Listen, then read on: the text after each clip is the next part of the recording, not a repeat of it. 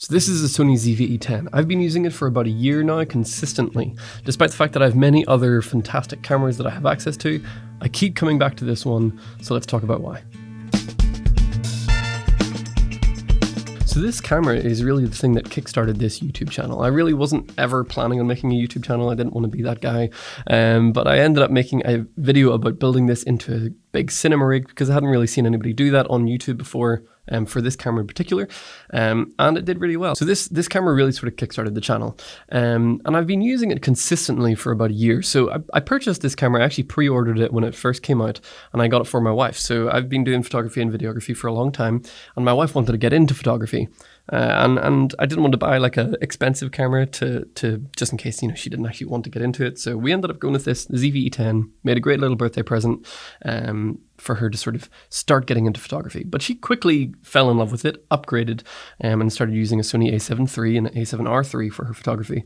And then I just sort of had this lying around. So I thought, you know, I'm going to give it a go because on paper, it actually should produce a pretty great image. And that's actually one of the best things about this camera, in my opinion, is the image that you can get for the dollar amount that you pay for the camera. The image that comes out of this camera is fantastic. And there's a little bit of a caveat to that. We'll get to that later. But the image that this can provide is fantastic for the money. For $600 or $700, in fact, I've seen these used a lot online for $450 to $500 if you really sort of do a bit of haggling. You can get these cameras for really cheap these days because they're a couple of years old now, but they've held up really, really well.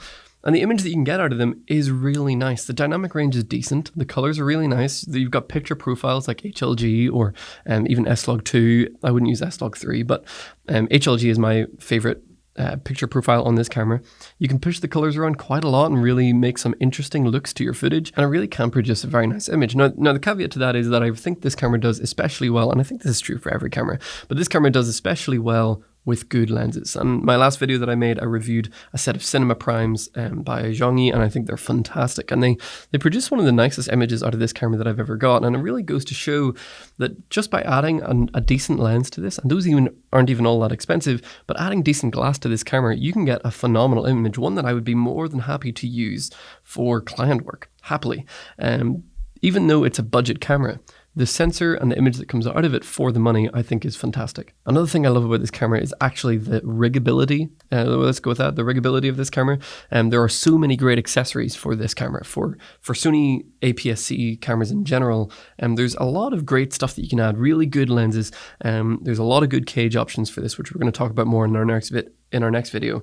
But there's a lot of great accessories that you can add that really sort of add to the usability of this camera, because there are a couple of drawbacks, but with a couple of cheap accessories you can really fix those things. And the other thing that I just think is really great about this camera is actually just the feeling of using it.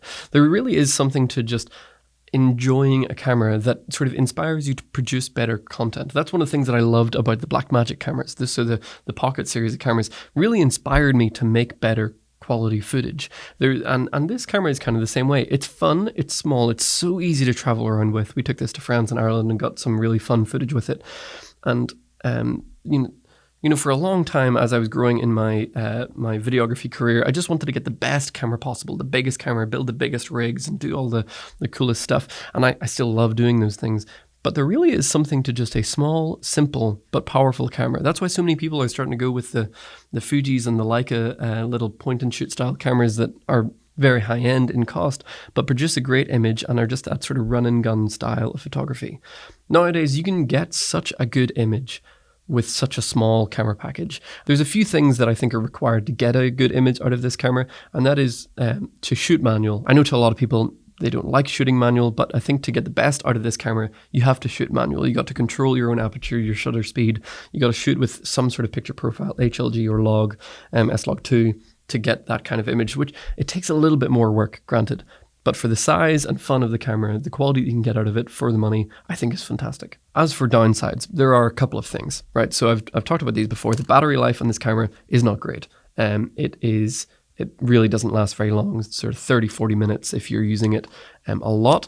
And the other thing is there's no viewfinder and the screen is all right. But You can really get by with this screen, no problem. It really does job, especially if you're using autofocus lenses. And this screen is more than enough to get any sort of video footage or photos that you might want to get. And the only other thing is that in 4K, the rolling shutter is quite distracting. So if I'm ever filming on the go, like sort of run and gun handheld, I'm filming 1080p with this camera almost exclusively because it does it a little better with rolling shutter. But I use this here in the studio all the time, and it sits at 4K because sitting on a tripod, so the rolling shutter doesn't matter anyway. And I think it does a fantastic job. So overall, I think this camera is fantastic for beginners. And I also think it's a lot of fun for professionals who just want a fun little camera that they can run around with and not worry too much about breaking their gear.